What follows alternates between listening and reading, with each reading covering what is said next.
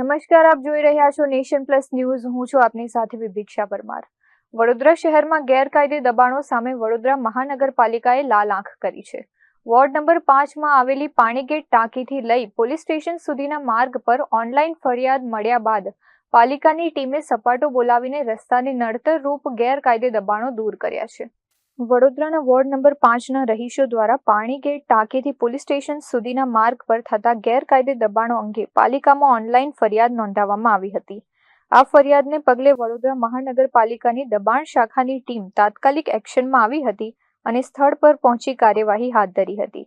પાલિકા તંત્ર દ્વારા રસ્તા રેસામાં આવતા અને વાહન વ્યવહારને અડચણરૂપ બનતા લારી ગલ્લા તેમજ પથારાના ગેરકાયદે દબાણોને હટાવીને રસ્તો ખુલ્લો કરવામાં આવ્યો હતો. આ સમગ્ર કાર્યવાહી દરમિયાન દબાણ શાખાની ટીમે એક ટ્રક જેટલો સામાન જપ્ત કરી આગળની કાયદેસરની કાર્યવાહી હાથ ધરી છે.